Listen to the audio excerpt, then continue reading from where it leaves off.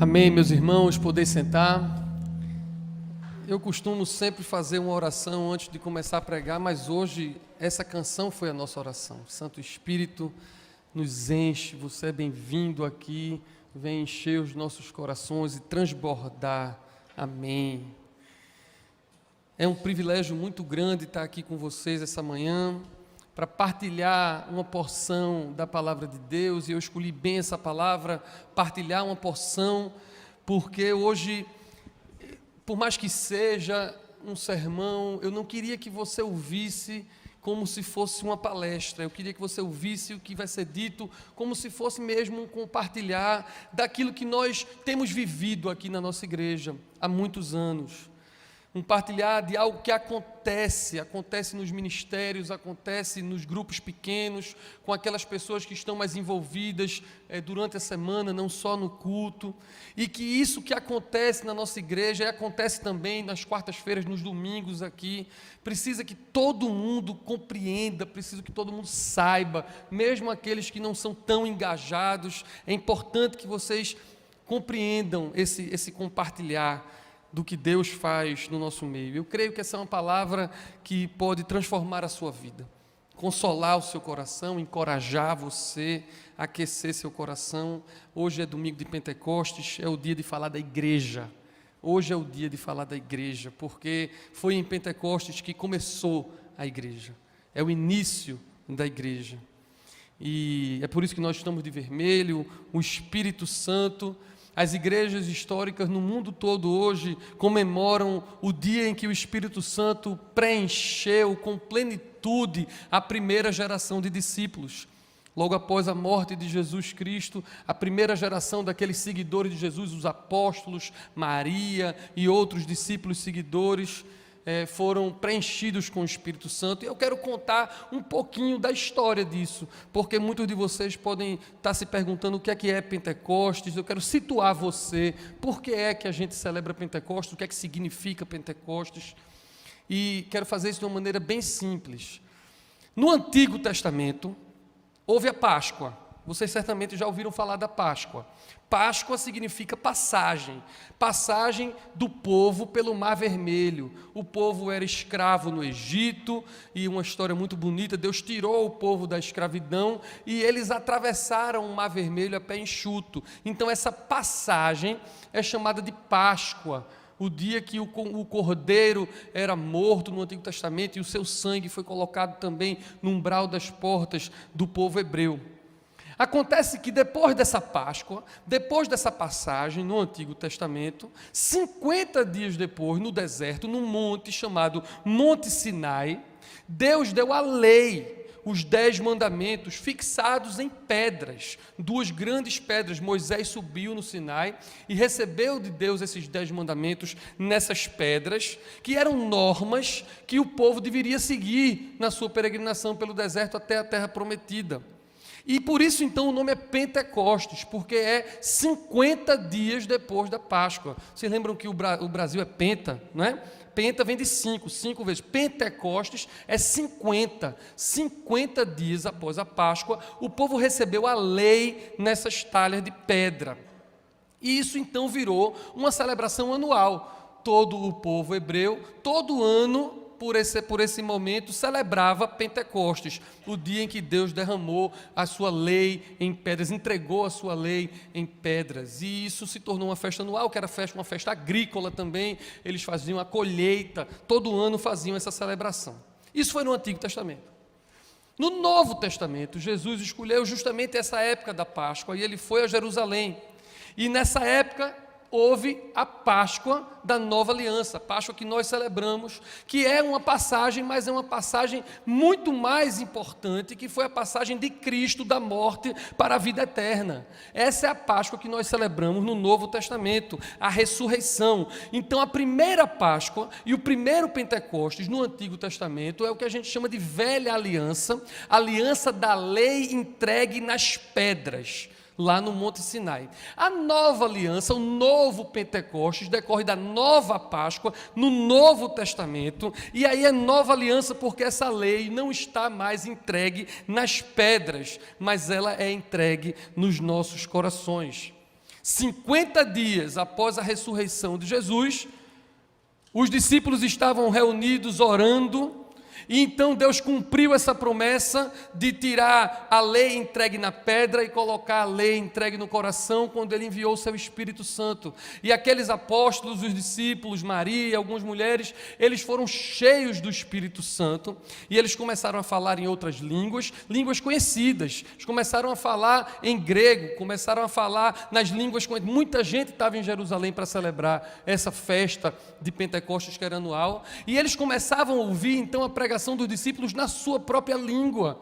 E isso era maravilhoso, porque aqueles discípulos não falavam outras línguas, mas o poder de Deus veio sobre eles, e eles então falaram essas línguas, e eles receberam o poder de Deus para pregar. E isso é uma coisa muito linda. É a entrega da lei no coração dos discípulos. O Espírito Santo então vem e coloca no nosso coração aquela lei. Eles receberam poder para pregar, para testemunhar, para morrer, se fosse necessário, e foi necessário. Muitos morreram pelo Evangelho, e aquilo foi o início da igreja. Então é isso que nós celebramos hoje, domingo de Pentecostes, é a gente lembrar desse dia que o Espírito Santo veio sobre os apóstolos, sobre os discípulos, e os encheu com o Espírito Santo, cumprindo uma promessa já muito antiga. Eu quero dizer um negócio a vocês, eu tenho pedra no rim, eu não sei quem tem pedra no rim, é a pior cor do mundo, é uma dor que você não quer para o seu inimigo, é pedra no rim. Tem gente que tem pedra na vesícula, que eu soube que é ruim também, mas pior do que pedra no rim, pedra na vesícula, é um coração de pedra.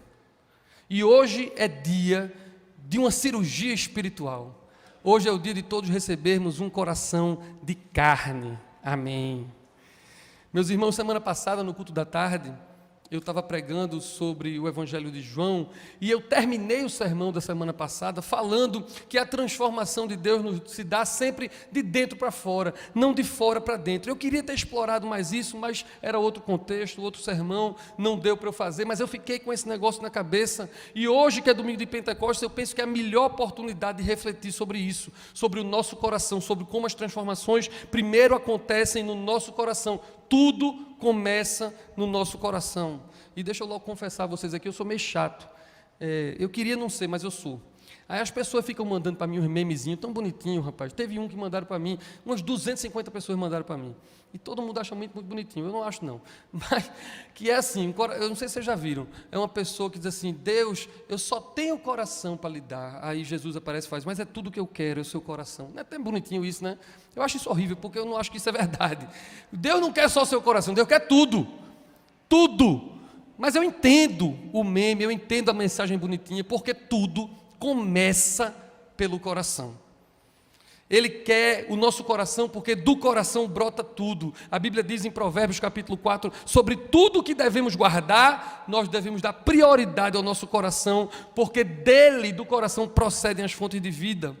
As coisas primeiro acontecem no coração e depois se manifestam no mundo externo. Isso tanto as coisas boas como as ruins.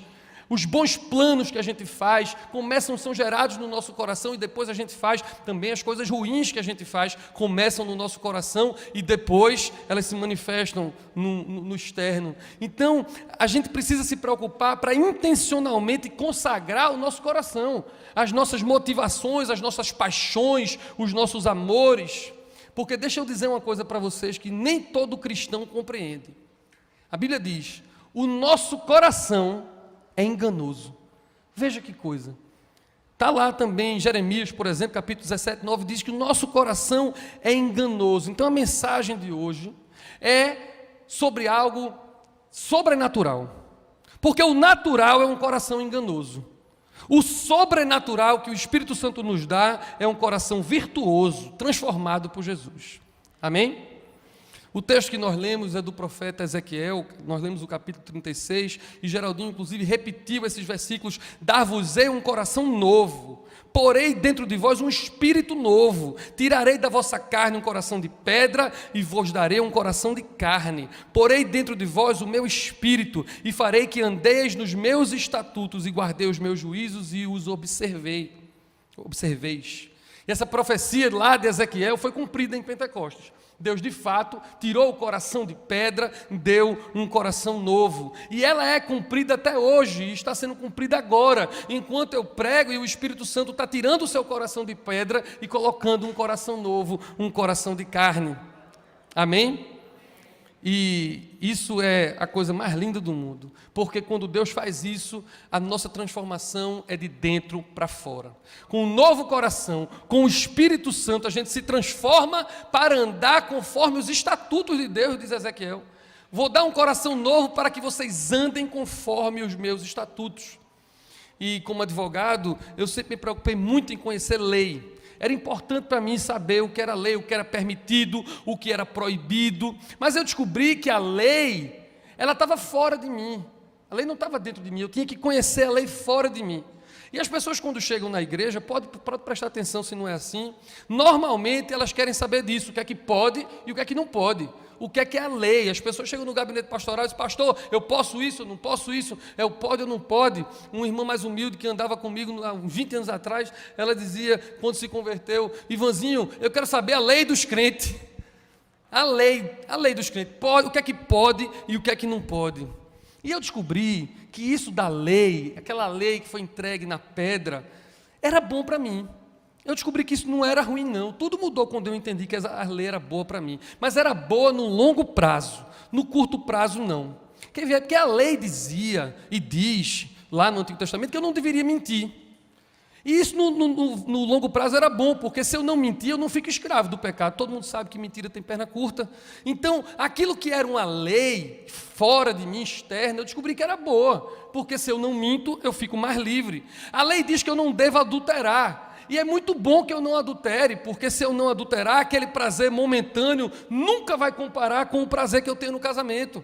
E a lei diz que eu não devo me drogar, que eu não devo me embriagar, porque eu receberia maior felicidade e completude se eu fosse influenciado, ao invés da droga, pelo Espírito Santo. Então toda a lei eu descobri que era boa para mim.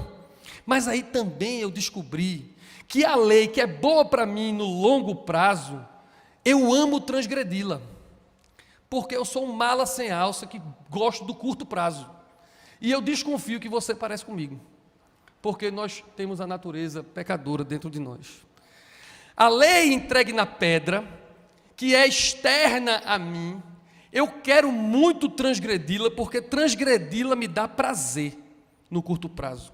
A transgressão da lei me promete um presente maravilhoso, que é prazeroso, aceitação, sentimento de conforto, mas a transgressão da lei entregue na pedra me esconde um futuro de frustração, de problema de autoestima.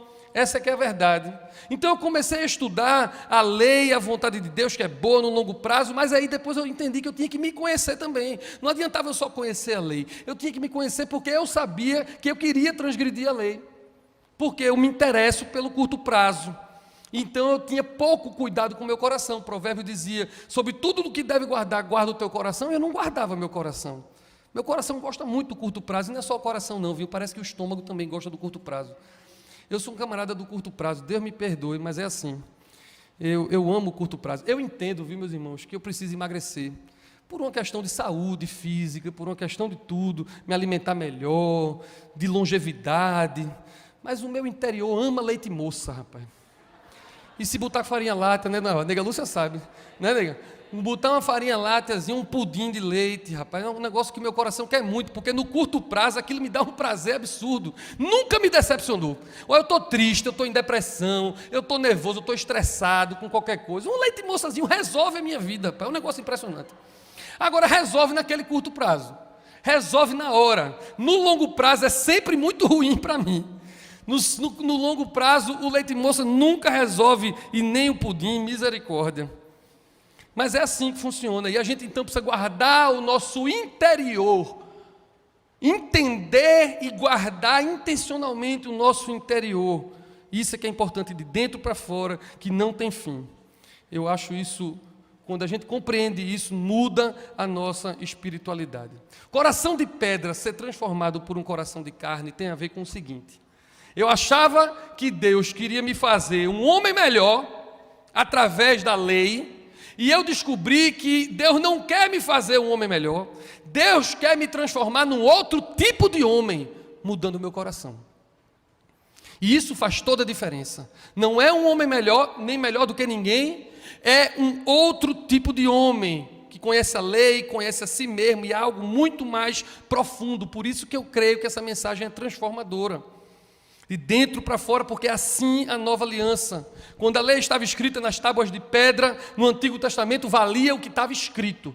A lei diz isso. Hoje, a lei está gravada no meu coração pelo Espírito Santo e vale não só o que está escrito, mas também a intenção. É mais profundo porque gera uma subjetividade aí. No Sermão da Montanha, Jesus repetiu várias vezes a seguinte frase: vocês ouviram o que foi dito, eu, porém, vos digo. Não que ele estivesse revogando a lei, mas ele estava aprofundando a lei de dentro para fora. Alguns, quando leem isso, pensam que ele estava acabando com a lei, mas ele diz justamente o contrário. Não pensem que vim acabar com a lei, mas eu vim dar pleno cumprimento à lei. A aliança mudou, agora não é algo externo a mim, é algo que está agora dentro de mim. Ele ressignificou com um caminho mais excelente. Então, por exemplo, nesse mesmo Sermão da Montanha, Jesus diz assim: a lei diz olho por olho, dente por dente. Eu, porém, vos digo que se alguém bater você numa face, você dá a outra face. Ou seja, a lei, a letra da lei, permitia o revide, mas o Espírito Santo, que é a lei no meu coração, me ajudava a não ter violência, porque é a vingança do Senhor. E Paulo vai dizer que um coração novo, cheio do Espírito, tem o fruto do Espírito, que é a paz, que é a bondade, que é a mansidão. Então, uma pessoa que não revida, uma pessoa que ao invés de ter vingança, uma pessoa que dá a outra face, é uma pessoa cheia do Espírito Santo, porque ela é uma pessoa cheia de paz, cheia de bondade e cheia de mansidão. A lei dizia que se alguém lhe obrigasse a andar uma milha, você tinha que ir uma milha com ela. Era a lei que dizia isso. E Jesus diz: eu, porém, vos digo que se alguém lhe obrigar a andar uma milha, você anda com ela 2. Ou seja, o Espírito Santo, que é a lei viva no meu coração, dizia assim: sofra o dano, sirva a todos, vá além do que é obrigatório, porque o fruto do Espírito, segundo o apóstolo Paulo, é a paciência, é a longanimidade. A lei dizia assim: ama o próximo e odeia o inimigo. Eu, porém, vos digo, diz Jesus, ame os inimigos e ore por eles. Pague o mal com o bem, porque o fruto do Espírito é bondade. Vocês estão notando quão mais profunda é a espiritualidade da nova aliança? Quão mais eficaz é a lei de dentro do nosso coração através do Espírito Santo? Noutra parte desse Sermão do Monte, Jesus diz assim: não adultere. Mas, se alguém olhar para uma mulher com luxúria, já adulterou. Não é a lei pelo ato externo do adultério. No coração, eu já adulterei. É muito mais profundo do que uma lei cumprida ou descumprida. O fruto do Espírito, diz o apóstolo Paulo, é a fidelidade. Então, se eu olho para alguém com luxúria, já foi a fidelidade. É o Espírito no meu coração, fruto do Espírito. Esses textos, repito, não tiram a lei de foco. A lei continua lá para mostrar que eu não consigo cumprir, para mostrar que eu preciso de Jesus, que é o Cordeiro de Deus que tira o pecado do mundo, tira o meu pecado, porque eu não consigo cumprir a lei toda. Mas a lei está ali e a gente agora tem uma espiritualidade de dentro para fora que a gente se conhece, de maneira que não adianta eu não adulterar se eu fizer na minha mente, não adianta eu não matar alguém se na minha mente eu só tenho ódio e egoísmo para alguém, não adianta eu não encher alguém de tapa, que às vezes dá vontade de dar umas tapas nas pessoas, eu sei que vocês passam por isso também, mas não adianta eu só não dar tapa em alguém se no meu pensamento eu já fiz isso, não adianta eu cumprir uma parte da lei, eu não consigo cumprir tudo. Eu preciso ter a convicção de que eu estou perdido e não consigo cumprir a lei, sobretudo de maneira de fora para dentro, para que eu peça ao Espírito Santo que faça isso de dentro para fora em mim, e que não vai ser pelo meu mérito, vai ser pelo ato dele em mim. Pelo meu mérito eu não consegui cumprir, mas é uma obra dele, de dentro para fora, porque ele está dentro de mim, e aí eu vou manifestar o cumprimento da lei dessa maneira. Amém? É o Espírito Santo que nos dá esse poder de transformação de dentro para fora. Atos 1:8 diz: recebereis poder ao descer sobre vós o Espírito Santo, poder para serem as minhas testemunhas. Esse poder não vem de mim, vem de Deus. Ele é que faz formar o caráter de Cristo em nós. Essa é a experiência de Pentecostes que nos garante essa ajuda do Espírito Santo. Mas na prática, meus irmãos, o que eu quero partilhar com vocês é que essa espiritualidade de Pentecostes, do Espírito Santo, da nova aliança, do novo coração, de um coração de carne e não de pedra, é muito mais do que pode ou não pode. É uma vida no Espírito, um relacionamento com o amigo Espírito Santo, que vai nos guiar sobre, por exemplo, o que convém e o que não convém. Pouco importa mais se pode ou se não pode, porque o Espírito Santo nos diz, mesmo que possa, convém.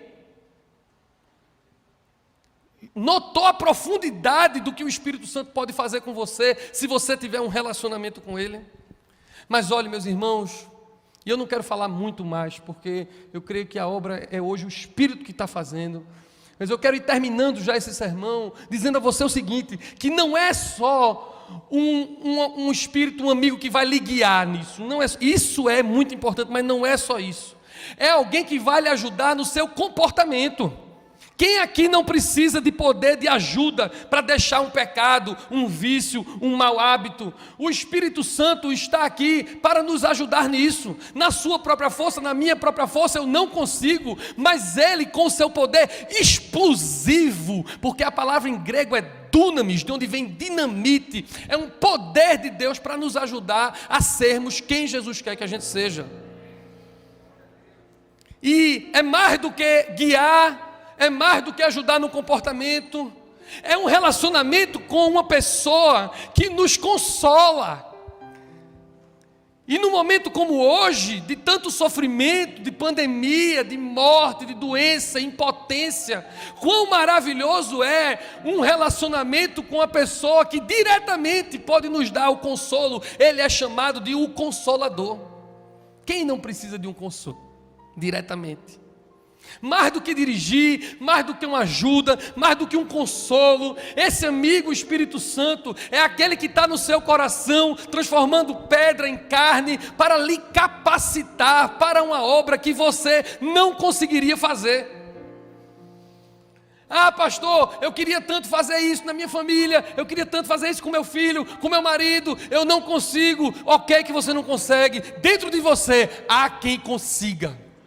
E Ele derrama das capacitações de Deus para que você possa fazer o que homem e mulher nenhuma podem fazer. Essa é a vida no Espírito para quem tem a experiência de Pentecostes. Talvez você tenha vindo para cá precisando de uma palavra de encorajamento. O Espírito Santo quer dar diretamente a você. Ou precisando de uma palavra de consolo e Ele quer dar diretamente a você. Ou você precisando de um milagre e Ele pode fazer diretamente. Mas eu agora estou com o coração bem aquecidinho de pessoas que vieram para cá hoje precisando era mesmo de um empurrão do Espírito Santo, de um poder propulsor para largar o pecado. E Ele quer fazer isso por você. E eu quero terminar dizendo a você o seguinte: comecei o sermão, comecei o culto dizendo que hoje é dia da igreja, porque em Pentecostes começou a igreja. Saíram dali cheios do Espírito Santo para pregar, para testemunhar. E saíram dali de Jerusalém, na região da Judéia, foram para Samaria, logo em seguida, em Atos capítulo 8, foram para toda a Galiléia, foram para os confins da terra. Lá 2000 anos atrás, aquele negocinho pequeno ali, circunscrito àquela região de Israel. Hoje o Evangelho está espalhado pelo mundo todo, porque a igreja começou a ser edificada naquele dia. E eu digo que é dia da igreja, sabe por quê? É dia da igreja, eu vou dizer a você por quê. Porque alguém pode estar aqui e na internet, agora ao vivo ou olhando depois, e pode estar dizendo assim: pastor, tão bonitinho as suas palavras, sendo que eu não sinto. Acho lindo a retórica ou o discurso. Eu até conheço pessoas que sentem o Espírito Santo de dentro para fora. Eu até conheço pessoas que falam, sendo que, pastor, eu não sinto. Eu não sinto esse encorajamento que o Senhor está prometendo que tem. Eu não sinto esse consolo que o Senhor está dizendo que a palavra promete que tem. Eu não sinto e não vejo na minha vida milagre nenhum. Eu não sinto a ajuda para largar aquele pecado, para largar aquele vício. Eu me sinto sozinho, lutando contra uma natureza que eu não consigo mais, que é mais forte do que eu. Não consigo largar a bebida, não consigo largar o adultério. E eu não sinto essa ajuda, cadê que não vem? Ou então a cura que o Senhor está dizendo que acontece, eu não vejo. E é o dia da igreja, sabe por quê? Porque Pentecostes aconteceu, e antes e depois de Pentecostes tinha uma característica daquele povo que recebeu o Espírito Santo. Sabe qual é? Eles permaneciam e perseveravam. O Espírito Santo desceu em Atos capítulo 2 sobre aqueles irmãos, porque a Bíblia diz, em Atos capítulo 1, 4, que eles estavam esperando a promessa juntos. A promessa não tinha chegado, mas eles estavam esperando juntos. E mais na frente, no versículo 14, diz que eles perseveravam unânimes em oração. A promessa não tinha chegado, mas eles estavam esperando. E aí depois o Espírito Santo veio. E foi aquele rebuliço de língua de fogo, vento impetuoso, sai para pregar, gente morrendo, ao mesmo tempo gente se convertendo. Pedro pregava, se convertia 5.000 pessoas de uma vez só, e haja água para batismo. Mas mesmo depois disso, Atos 2,42 continua dizendo que eles continuavam perseverando unânimes. Então eu quero dizer para você que não sente ainda, porque eu sei que tem gente aqui que sente. Eu conheço quase todo mundo aqui que sente. E se você sente, o seu espírito já está aí se movendo dentro do seu coração, já está doido. Você está doido para dar um glória a Deus, que eu sei, está com vergonha? Agora, tem gente que não sente, e eu quero dizer a você hoje: permaneça, persevere, espere, é o dia da igreja, é o dia de eu dizer a você: você está aqui hoje, venha quarta, venha domingo que vem. Quando essa pandemia passar, a gente puder voltar a fazer concílios, encontros de casais, encontros de jovem, venha, trabalhe, faça, permaneça. Eu não sinto ainda, vai chegar seu dia. Você precisa esperar essa promessa, você precisa gerar essa promessa, você precisa querer isso, perseverar nisso. É o dia da igreja, é o dia de você entender a importância desse culto, aqui e online. É importante você entender a importância dessa comunidade, porque somente quando estavam juntos, somente quando estavam perseverando juntos, orando juntos, eles receberam e permaneceram na promessa. Hoje é o dia do seu compromisso com a igreja do Senhor.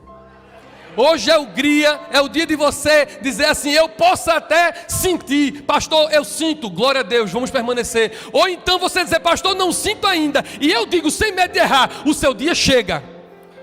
Permaneça, espere, fique, em nome de Jesus. Vamos orar, feche os seus olhos, vamos orar por uma experiência de Pentecostes.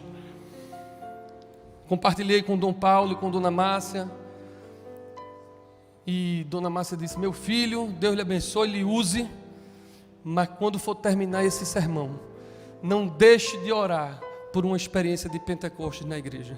E é isso que nós vamos fazer agora.